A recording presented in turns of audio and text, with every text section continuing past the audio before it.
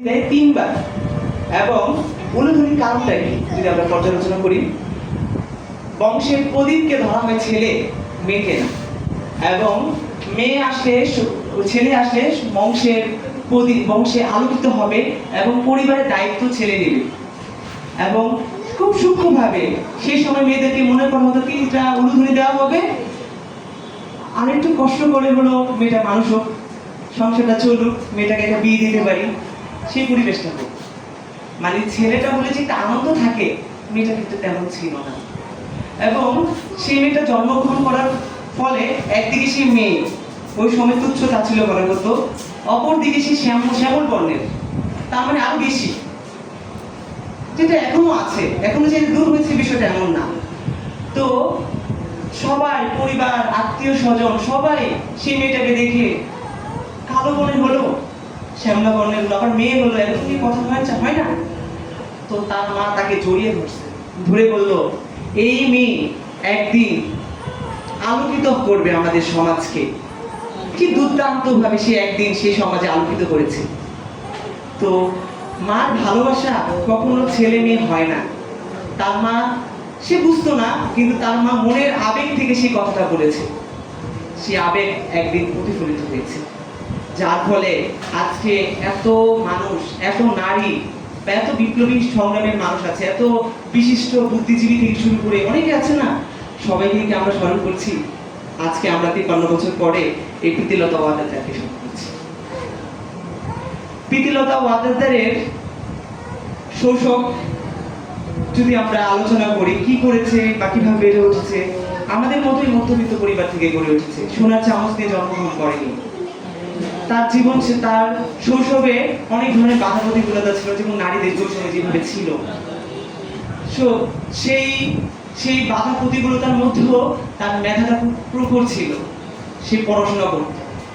সে খুব অল্প বয়স, স্কুল জীবনে আমরা এখন অনেক সময় দেখি না, এম ইন লাইফ, আমার লক্ষ্য কি। তো সে তখন এই বিপ্লবী আন্দোলন সংগ্রাম কোনো কিছুতেই ছিল না। সে তখন বলছে, আমার স্বপ্ন হচ্ছে নারীদেরকে শিক্ষিত করব, কারণ আমি সেই ভুক্তভোগী, নারীদেরকে কিভাবে করা হয় পড়াশোনা বা সকল কিছু ক্ষেত্রে আমি নারীদের দায়িত্ব নিব। তার স্মরণ মনে সেই কথাটা বলেছে, এবং সেই পরিবেশের কারণে সেই কথাগুলো বলছে সেই সময়। এবং যে কাজ বা দেশের প্রতি তার যে ত্যাগ, এই ত্যাগ যদি দেখি, এটা কিন্তু আসলে আমাদের শিক্ষার্থীদের পাঠ্যপুস্তকে আসার কথা ছিল, কিন্তু আমরা কিন্তু এই প্রীতিলতা ওয়াদ্দেদারকে খুব বেশি জানি না। বিশেষ করে আমাদের শিক্ষার্থীরা বা আমাদের ছাত্র সমাজের জায়গায় মানে এই মানুষগুলোকে, এই মহিষী বড় বড় মানুষদেরকে দিন দিন আরো বেশি করে আসলে মানে সরিয়ে ফেলা হচ্ছে এইগুলো। এই আমি যে বলছি মানে প্রীতিলতা ওয়াদ্দেদারকে জানাটা আমাদের জন্য খুব বেশি প্রয়োজন। কেন বলছি আমি আসলে আজকে দাঁড়িয়ে, আজকে আমরা 93 বছর পরে সে প্রীতিলতাকে মনে করছি, কিন্তু প্রীতিলতা ওয়াদ্দেদার 93 বছর আগে একটা সময়ে তিনি কিন্তু এই বাংলাদেশের একজন মেধাবী শিক্ষার্থী ছিলেন।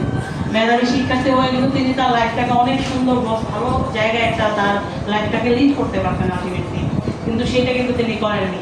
তিনি যখন নবম দশম শ্রেণীতে পড়তেন, তখনই তিনি আসলে ক্ষুদিরাম বসুর, বাঘাযতীন, এদের যেই বিপ্লবী ত্যাগ, সেই ত্যাগ সম্পর্কে তার যে জানা শোনা এবং সেই ত্যাগ নিয়ে যে আগ্রহ তৈরি হওয়া দেশের প্রতি, সেই আগ্রহ থেকে তিনি কিন্তু এই ইডেন কলেজে এসে এই যে মেয়েরা যে কুস্তি শেখে, মেয়েরা যে লাঠি খেলা শেখে, এগুলো কিন্তু তিনি শিখেছিলেন।